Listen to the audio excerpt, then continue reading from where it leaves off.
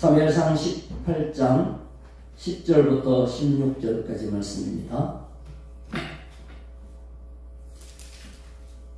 먼저 10절, 11절 두 절 말씀을 함께 읽겠습니다. 시작. 그 이튿날 하나님께서 부리시는 악령이 사울에게 힘있게 내림에 그가 집안에서 정신없이 떠들어대므로 다윗이 평일과 같이 손으로 수금을 타는데 그때 사울의 손에 창이 있는지라 그가 스스로 이르기를 내가 다윗을 벽에 박으리라 하고 사울이 그 창을 던졌으나 다윗이 그의 앞에서 2번 피하였더라. 아멘.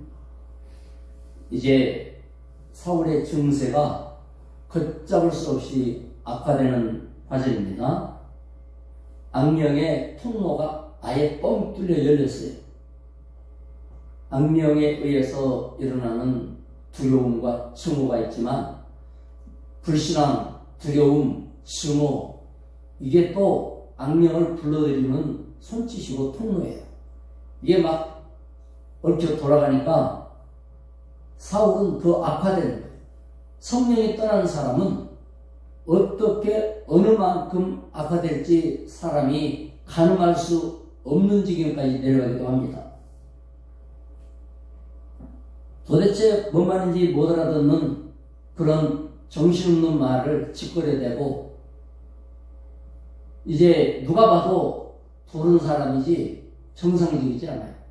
다윗이 또 나섰죠. 수금으로 치료하려고 나선 거예요. 근데 지금 성경은 사울이 다른 날과 다르다 지금 그거거든요. 정신없이 훨씬 증세가 악화됐어요. 그러면 다윗도 다른 날과 다르게 다른 날은 디디링 이렇게 수금을 탔으면 정신을 바짝 달고 또르렁 이렇게 타야 될 거 아니에요? 그런데 다윗이 여기 보니까 다른 날과 같이 평일과 같이 수금으로 디디링 했다는 거예요. 사울은 어쩌고저쩌고 하다가 막 쌀라쌀라 이렇게 세졌는데 다윗은 여전히 디디링. 그래서 우리가 이 상황과 문제 앞에서 신앙적인 자세와 태도, 결정과 움직임이 똑같으면 안 돼요. 믿음은 똑같이 흔들림이 없어야 되지만 대처하는 것은 상황에 따라, 일에 따라, 문제에 따라 영적으로 세게 대처해야 될 때도 있고 느슨하게 할 때도 있는 거예요. 다윗은 평소같이 했어요. 더 이상 제어할 수 없는 악령의 발악이 그 수금소리에 제어되지 않았어요. 그리고 사울은 손에 창을 잡고 아마 지 생각, 사단의 생각 이게 막 교차할 거 아니었어요? 던져라. 그래도 총은 그래도 있어야 되는데 아니야 던져야 돼. 아무리 인정이 있으면 안 돼. 왕이란 인정이 휘둘리면 안 되지. 왕은 정도와 왕권과 종묘와 사직을 지켜야 될 의무가 있는 거야. 저놈이 살아있으면 사울 왕가는 기울어질 거야. 던져. 아니야. 이 계속 그 행동과 갈등과 만지작거림, 눈빛 이 다 다르지 않겠어요? 다윗은 벌써 감을 잡을 수밖에 없죠. 그래서 대비를 마음으로 해야 되는 거예요. 아니나 다를까 창을 2번이나 여러분 용사의 창이에요. 그냥 지팡이 짚고 가던 할아버지가 뺏기놈하고 지팡이 던진 게 아니에요. 사울은 이스라엘에서 가장 큰 용사요. 힘 있는 용사 아닙니까? 용사의 창이에요. 피할 수 없는 거예요. 그런데 한 번도 아니고 2번을 피했다. 하나님의 은혜죠. 여러분에게 닥치는 문제들을 여러분이 피하죠. 대비하죠. 이렇게 저렇게 대책을 세웁니다마는 그 덕분이 아니에요. 하나님의 은혜인 줄 믿습니다. 이 보면 영적으로 무너진 사람이 왕의 자리에 앉아있다. 정신 나간 사람이 무기를 갖고 있다. 그러니까 사단에게 붙들린 사람이 힘을 갖고 있는 것, 이거 문제가 많아요. 우리는 그래서 바울 사도가 뭐라고 해요? 권세 자리에서 기도하라는 거 아니에요. 하다못해 경찰관 하나라도 권세가 있는 사람인데 그가 창을 갖고 있으면 이 창이 제대로 쓰일지 안 쓰일지 아무도 보장을 못하는 거예요. 그래서 기도해야 돼요. 늘 기도할 일이, 우리는 이 사회와 이 사회에 보이지 않는 흐름들, 권세라는 게 정권도 있지만 금권도 있고요. 이 지식의 권세도 있고 엄청난 권세들이 많아요. 순간적인 충동을 제어할 수 없는 게 성령 없는 사람들의 특징입니다. 오직 예수 그리스도의 보혈만이 우리를 평강케 하고 안전케 하고 말씀만이 자신을 바르게 이끌어간다는 사실을 기억해야 됩니다. 그렇기 때문에 우리 자신을 하나님께 내어 맡기고 말씀에 순종하도록 결심하면서 늘 성령의 교통이 필요합니다. 다윗은 그 위기 속에서 그와 같은 자세를 가졌었고, 사울은 정신없는 중에 마귀에게 붙들린 사람의 그 충동성과 충동 조절 장애 같은 그런 증세 가운데 빠지는 거예요. 여러분에게 성령께서 통제력과 이런 의지를 제어할 수 있도록 절제의 능력을 허락하시기를 원합니다.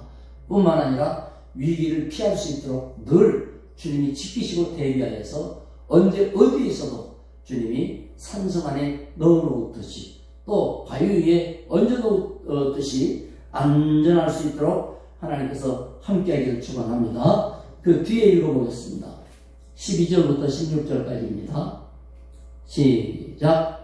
여호와께서 사울을 떠나 다윗과 함께 계심으로 사울이 그를 두려워한지라.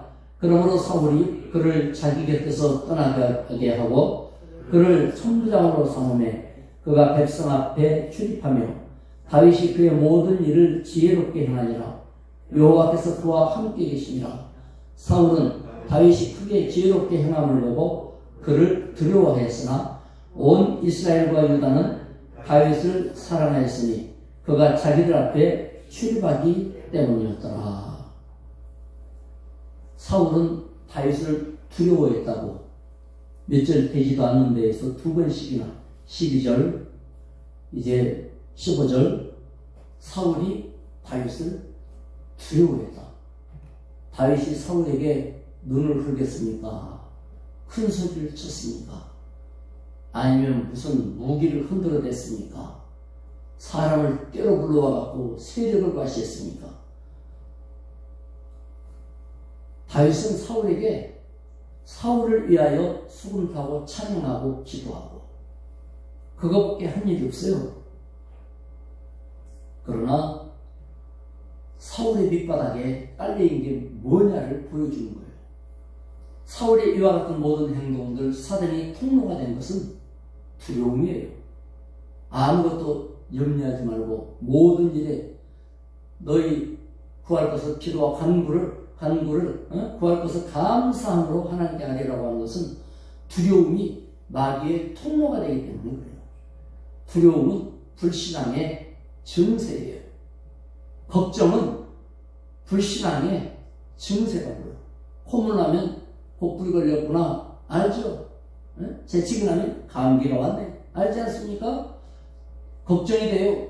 염려가 돼요. 뭔가 대비해야 되겠어요. 이 모든 것을 내가 대비하지 않으면 안심이 안 돼요. 그거는 믿음이 없다는 증세가 자꾸 나오는 거죠. 재채기 나고 콧물 나는 거거든요. 그런데 콧물을 화장지로 닦을까? 손수건으로 닦을까? 그것만 자꾸 대비를 세워갖고 되는 게 아니에요. 그 증세는 불신앙이기 때문에 염려와 근심을 해소하기 위한 대책과 대비, 이런데 내 생각이 빠져 있으면 기도보다 그런 게 살아있으면 그거는 바로 불신앙의 증세요. 마귀의 그 올무 가운데 걸려가지고 늘 끌려다닌다는 것을 말하는 겁니다. 사울은 두려움을 감당할 능력이 없었습니다. 그리고 그 두려움이 커지면은 그 두려움 대상을 이제는 증오하게 되죠. 두려움 대상을 기피하게 되는 거예요. 사람이 편하지 않으면 기피하잖아요. 가까우면 기피하지 않는데 그렇게 돼 있어요. 그래서 하나님이 사울에게 함께했던 그 경험이 사울에게는 있습니다. 성령이 임했을 때에 자기가 느꼈고 누렸던 경험이 있지 않습니까? 그걸 알아요. 그리고 지금 상태는 그렇다고 정신이 완전히 나간 게 아니기 때문에 이거는 성령의 역사가 아니라는 걸 사울도 알죠. 근데 다윗을 보면 나에게 함께했던 성령이 저에게 역사하고 계시구나. 다 알 수 있죠. 그게 두려운 거예요. 가까이 두지 않고 천부장을 삼아서 이제 명분을 그냥 떼버리기 어려우니까 높여가지고 저쪽으로 보낼 수밖에 없죠. 어떻게 됐습니까? 다윗이 그 일을 참 잘 해냈어요. 이게 복받은 사람의 자세죠. 때로는 하나님께서 이렇게 사울의 의도와 같은 일들을 우리에게 벌일 수도 있고 일이 터질 수도 있고 이래요. 그런데요, 문제는 뭐냐? 성령의 인도받는 게 중요한 거예요. 그게 바로 다윗에게는 왕의 연습이에요. 백성들이 천부장이 됐으니까 이제 중간 지휘관이 된 거 아닙니까? 이거는 백성들을 다스리는 권력이 주어진 거죠. 그런데 그 권력을 사울이 그 권력을 잘못 쓰는 것과 대비해서 성령의 인도하심으로 하니까 많은 사람에게 도움이 되고 힘이 되도록 자기에게 주어진 이 권력을 쓰는 거예요. 얼마나 지혜롭게 하든지 천부장에 해당되는 재판이 있고 그럴 때 천부장이 그 모든 것을 해결하는데 지혜롭게 그지없어요. 솔로몬만 지혜로운 게 아니에요. 그 아버지 다윗이 성령인도 받아서 너무나 지혜롭게 행할 때에 이것은 사울에게는 두려움이 됐지만 백성들에게는 칭송이 됐고 사람들에게 각인시키는 효과가 있어요. 야, 가는 데마다 다윗만 있으면 자기 문제 부탁할 수 있잖아요. 다윗만 있으면 문제 해결받을 수 있고 하나님의 도우심이 나타나니까 사람들의 사랑을 받게 됐어요. 칭찬에 목말랐으나 칭찬받지 못한 사울, 칭찬에 관심이 없었으나 칭찬으로 둘러싸여 있는 다윗. 이게 바로 성령의 사람과 성령 없는 사람 또는 사단에게 이끌리는 사람의 대비예요. 성경은 이걸 통해서 우리에게 성령인도 소원 가져라. 성령 없이는 아무것도 할 수 없다. 성령이 아니라면 어떤 판단도 도움이 안 될 것이다. 믿는 자에게 힘은 성령의 감동하심, 성령의 지혜 주심, 할렐루야! 성령의 이끌어 주심, 성령의 임재, 임마누엘의 성령의 역사 없이는 믿는 자는 어떤 것도 행복이 될 수가 없어요. 안전할 수가 없어요. 어떤 것도 선물이 될 수가 없어요. 오직 하나님만 바라보는 믿음, 오직 주의 인도받는 소원. 하루가 간절해지는 이유는 오늘도 나와 함께하옵소서. 주님이 함께하지 아니하면 나는 아이와 같고 우둔하고 사울과 다를 바가 없습니다. 주여 이 손을 붙잡으셔서 이 걸음을 인도하소서. 이 생각을 주장하소서. 내 입술을 책임져 주시옵소서. 성령께 의지하는 일밖에 없습니다. 성령과 동행하여 주의 영광을 드러내시고 하나님의 사랑을 듬뿍 받아 살아가시기를 주의 이름으로 축원합니다. 기도하겠습니다. 하나님 아버지 감사합니다. 성령으로 충만하게 하여 주시옵소서.